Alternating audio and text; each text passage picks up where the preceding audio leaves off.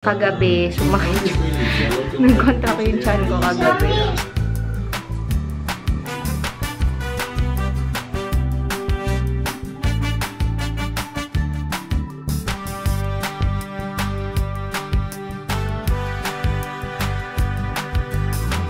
So, ito na yung first drawer. So, ayusin ko na lang muna siguro yung hospital bag namin. Hindi na kami. Yan na yung mga pinamili. Mag-aayos na ako at magluluto ng nilaga. Kasi si Lev dito magla-lunch. Anduin siya. Si Daddy busy. Check natin. Hindi kasi ako kasya dito sa... Ayan, laki nga. Yan na yung tent. Binubuo niya na.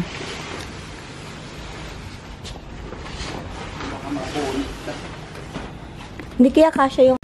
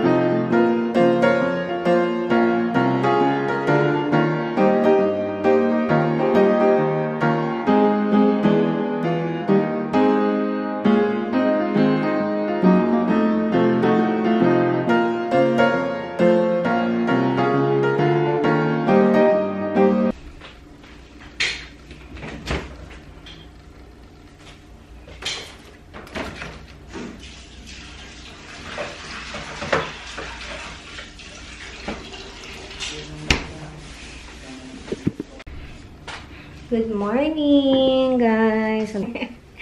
Si Daddy busy, ayun na. Nag-ano yun. Nagtatadtad ng karne.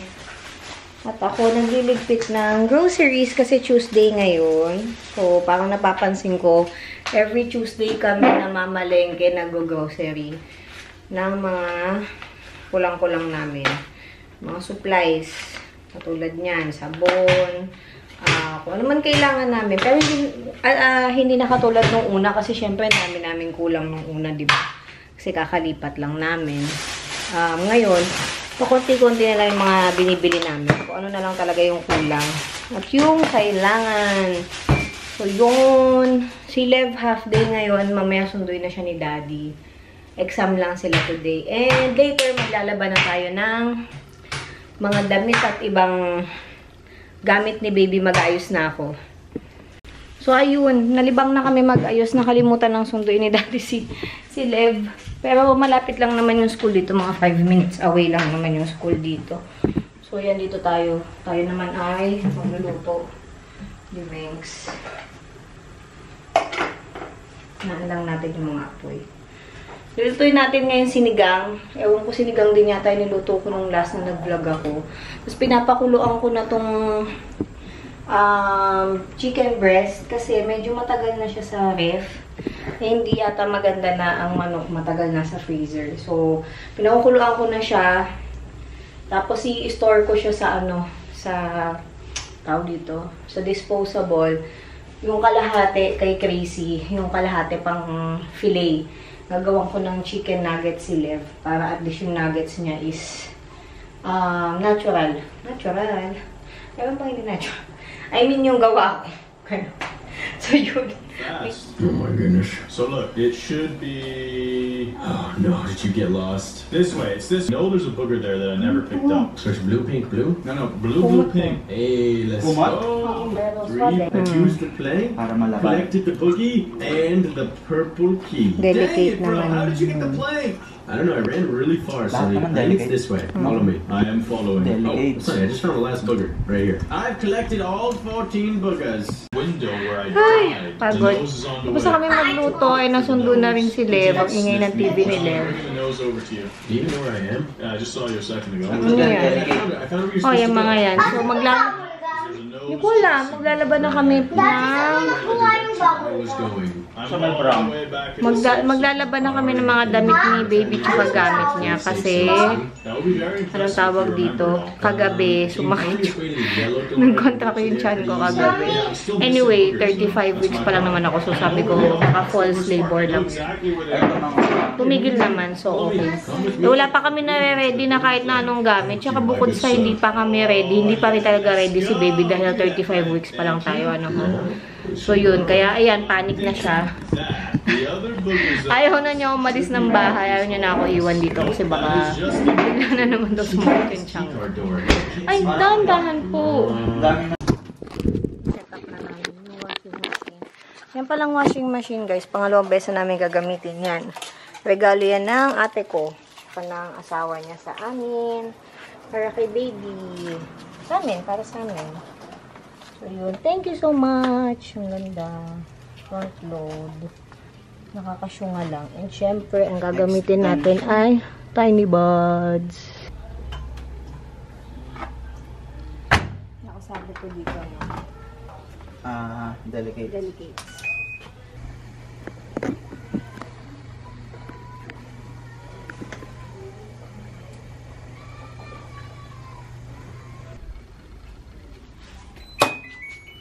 Ito na tayo no, tapos na. Ito mo? Tuyong-tuyo pa. Hindi na. Just na. Hindi. Saan yun? Hindi ko alam.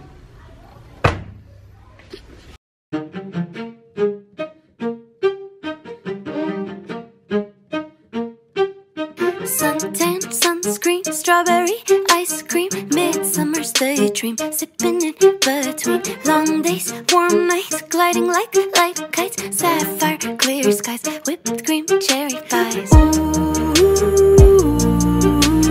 every year right around June 21st, yeah. Ooh, I slip a nice. So, tapos na kami maglaba. Medyo kanina pa naman natapos. And yung ibang puti, natuyo na. Ayan na siya. Nandito na. Yung mga natuyo. Ang bilis lang natuyo ng puti kasi nung nilabas siya sa washing machine, halos tuyo na rin naman siya. So, konting paaraw na lang siya. So, yun, kinuha ko na. So, mamaya, paplansyahin ko naman sila. Para hindi sabay-sabay kasi masyadong madami. Dahil isang bagsakan nga kaming naglaba, hindi by batch. Isang, tatlong salang lang naman yun ang ginawa namin. Pero yun, muna namin yung mga puti, ganyan. Nalaban na rin yung mga headband ni baby, mga turban, na cutie-cutie. Ayan. May isa lang akong set na hindi nalaban kasi hindi siya pwedeng isama sa washing machine, baka kasi masira. Anyway, ayun, naayusin natin ngayon yan. Nalagay na natin sila dito. Kasi ayoko talagang maglagay nung nakaraan. Hindi ko talaga inaayos dito yung mga damit. Kasi nga, hindi pa sila nalalaban. Gusto ko pag nalaban na, tsaka ko lang sila i-aayos dito, yaarin. So, yun. Na-disinfect naman na yung mga gamit dyan. So, yun. Si kuya kumakain ng cookies at nanonood. Yan lang naman yan. Exam pa rin sila bukas, pero not sure kung whole day sila. Pero anyways, yun. Magpa-plansya na muna ako. Pa-plansya na. Ay! Lobat yung camera! Hindi ko pa naman makita yung extra battery ko. Okay na? Hina mo? Magpa-plansya muna ako, guys. Bye, kuya. Love you. Hey, where's my kiss? Love you. Good boy sa school, ha?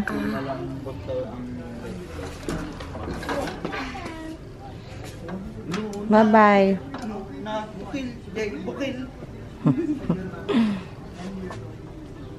Bye. Yung gate left, close it. Ganyan lang, okay na. Bye.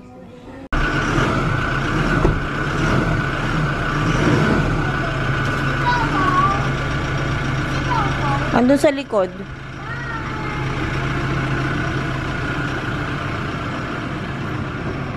Good morning! So, hindi na ako nakapag-vlog kagabi kasi nga, nalobat yung camera and ayun, hindi ko talaga mahanap yung extra kong battery. Mukhang nawala na siya ng tuluyan. Pero anyway, ayun, magluluto na ako ng breakfast namin ni Daddy. Kasi, si Lev ay hinatid na sa school. Tapos, mag-aasikaso naman ng ano ngayon. Yung mga tupiin pa. Yung iba na, ano na ni Daddy nakuha na. Medyo umuulan nga, oh. Puti kahapon kami naglaba. So, ayan na. Iba. Natuyo na yung iba niya mga sapin. Yan. So, paplansyahin ko pa yan mamaya. Then, ayusin ko na lang itong mga hanger. Yun. Kissy, good morning. Ayan.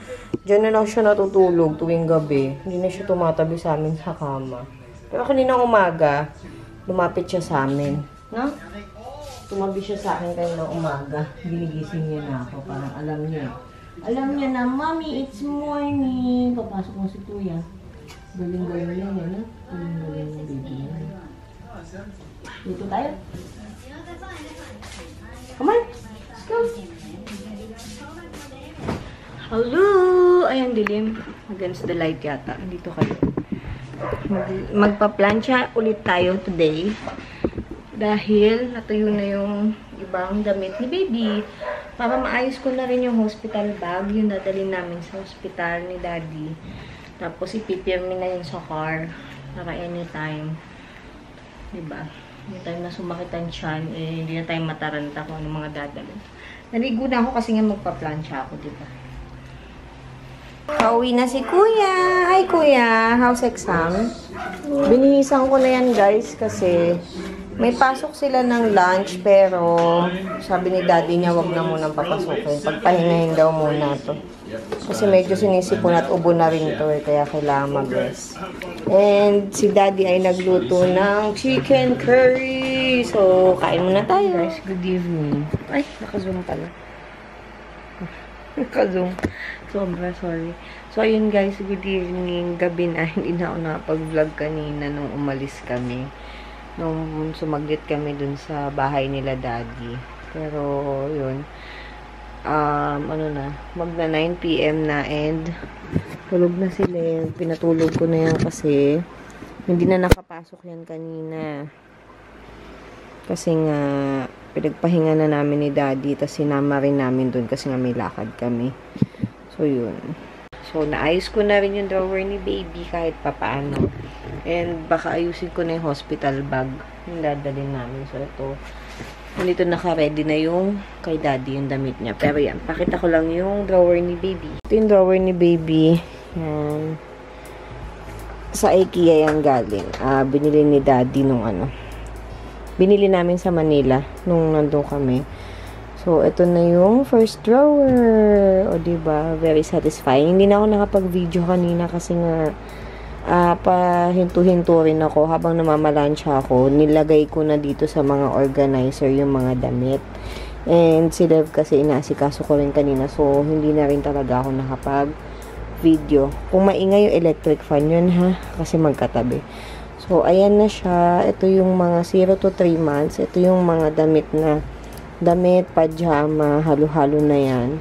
Onesie, ito frog suit, onesie, pajama, yung mga detale, yung mga usual newborn clothes na may tali, ayan. Tapos, yun yung mga terno nilang shorts and pajama. Yan, tapos, meron lang konting ano dun. Sa likod, hindi na makita, pero yan. Yung mga colored na leggings niya. And ito, mga kung anik-anik lang. Swaddles. Yan, ito kumot. Makapal na, pwede rin pang swaddle.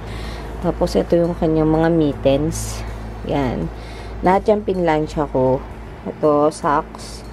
Lahat ng socks and bonnet. So, kung makikita nyo, konti lang. Hindi naman ganun kadami yung gamit ni baby. Kasi nga, hindi naman kami masyadong namili ng bonggang-bongga. Pero yan. Next drawer, yung second level, andito lang lahat ng kanyang pamunas. Yan. Ito yung madami sa kanya. Madami siyang bib. Ito ano to? Ang tawag dito? Big Kiss. Hindi ko alam kung magagamit pa namin. Pero 3 piraso lang to. So, yan. Big Kiss. Tapos yung hooded towel. May kumot lang dito. Kumot ko to. So, gamitin natin. Tapos yan. More on lampin. Yan. Mga hooded towels pa. Mga pwedeng pang swaddle. Nasa ilalim. Mga pwedeng pang sapin. Yan. Hooded towels ulit. Then, more pamunas. Ayan yung usual na pamunas na may tali. Then, more on yung mga muslin. Madami akong binili kasi sa TikTok na muslin na pamunas. Ayan. Ang gaganda quality nila. Then, dito lang yung mga accessories niya. Like, mga parang turban. Ayan. Konti pa lang yan. So, ayoko din naman masyado magbibili ng madami. Pero, let's see. And, more lampin. Yan, yung may mga design. And, yung muslin na lampin. And ito, kaya nandito to sa baba kasi ito yung mga 3 to 6 months na clothes. So, hindi ko naman alam kung anong size ni baby, kung malaki ba siya or sakto lang. So, ayan, nag-prepare na rin ako ng ibang 3 to 6 months. So, ito mga sando na onesie. Tapos, more on onesie na short sleeve. Tapos, leggings, shorts, and pajamas. Yun lang naman. Tapos, sa baba, mga ano na lang yan. Yung mga stock, mga supplies, and ayan. Hindi ko pa kasi nakaayos nga yung dadalhin ko sa hospital bag, diba? So, yun yung mga pads ko. Pants pala na, ang tawag dito, disposable pads and pants. Tapos, ayan, nahingal ako. May perineal spray din ako. Ang laki pala nito na order ko. Hindi ko alam kung dadalhin ko to sa hospital pero yan.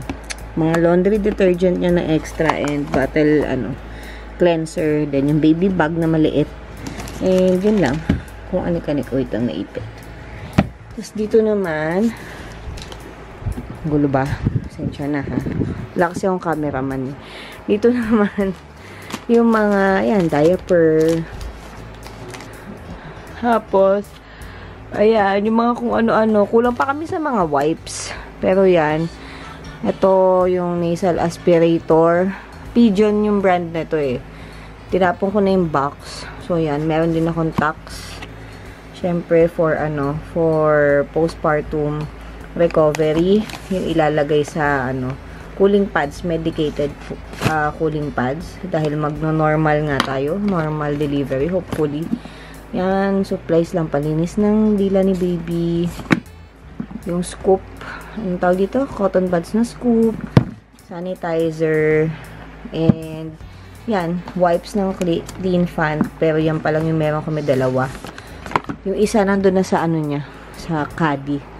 And ito, tinry ko lang, bumili lang ako. Yung para sa pusod niya, pag hindi pa natanggal yung pusod niya. Yun, nag-ready lang din ako netong storage bag. Kala mo naman eh. Pero sana talaga makapagpadede tayo, guys. Sinatsaga naman natin, no? And, ayan. Moby Gauze pad, panglinis din ng bibig. Then, yung kanyang portable na panglinis ng bote pag-aalis. Ganyan. And, nandito rin yung kanyang mga suklay-suklay. Hindi ko na mabuksan, pero yan. Yan, napagod na ako. So, yun. In-order naman ako na nail file. Yung walang, talim. Pag dumating papakita ko. So, dyan na muna kayo. Nangawit na ako. And bumili lang din ako netong pang yung sa pang dispenser. Para sa distilled water. So, alam nyo niya, rechargeable. Dito rin yung charger niya. Para pipinutin mo na lang siya. Then, ito yung hose niya. Para hindi mo na siya bubuhati pag magsasaling ka ng water sa tubig niya. Pero sana talaga makapagpa-breastfeed ako. Tinatsaga ako naman na uminom na ako ng malunggay capsules, tsaka ng M2 malunggay. Nag-juice na ako. Then, yung mga bote niya nandito pa. Hindi ko pa nalilinis, hindi ko pa na-sterilize. Pero one of these days, ayusin ko na yan. Ayan sila. Yung mga bote niya. Napakita ko na ata ito eh. Pigeon na, ito daw yung, hindi ito yung regular na pigeon, di ba, babe? Ito yung, ang pinili ni daddy is yung pigeon na parang nipple type talaga. Iba yung nipple niya. 0 to 3 months yan. Isang set yan eh, yung pangregalo. Hindi ko na lang natabi yung box. Pero yun, isang set yan. Yun lang. Yun lang naman. Kasi yung next drawer ay kay kuya na. Gamit ni Lev. Ayan. Kasi ayaw din po kay Lev na wala siyang damit dito. So, ayan. Yung mga pang school niya to. And yung mga kung anik-anik na kalat niya dyan. And sa last drawer naman ay mga supplies lang din. Ito sa akin to. Ayan. Yung ano ko. Anong tawag dito? Tawag dito? Basta yun yung nilalagay sa tiyan. Pagkapanganak. Then mga extra bag lang yan. Yan lang. Ano ko? Bakit? Anak ka din? Ha? Anak ka din, be? Ito pala area na to, hindi ko pa naayos. Pero ito na yung baby lamp niya. Tapos meron lang kaming electric fan dito na rechargeable.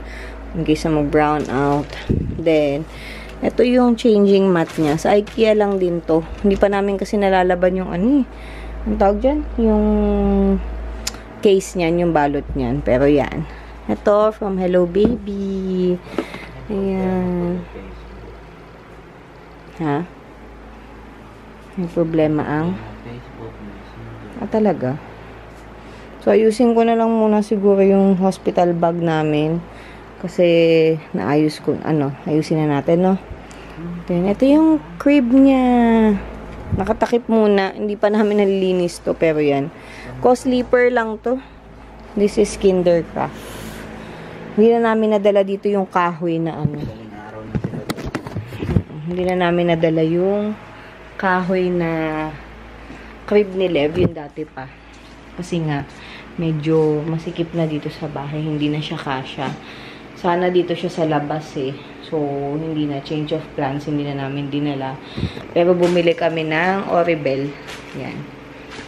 Oribel kasi pwede tong ihiga. Yan. Ito yung unang-unang sinetup ni Daddy. Na-upload ko na yata. Yung sa vlog niya. Nakita nyo na. So, yun. Yun lang, guys.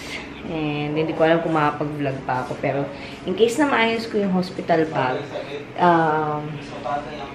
ipapakita ko na lang kung ano yung mga dadalhin namin. Kasi normal delivery naman ako. So usually daw, 1 to 2 days lang daw kami nasa hospital. Most likely daw, sabi nung OB ko, 24 hours lang yun. Basta walang complication si baby, walang problem. Kaming dalawa, wala kaming maging problem. So, 24 hours, within 24 hours, makakalabas na kami. Hopefully talaga, normal delivery and no problems, healthy si baby, and maging okay ang lahat. Para mabilis lang tayo sa hospital. Mahirap din kasi magtagal sa hospital, guys. Madaming sakit-sakit ngayon.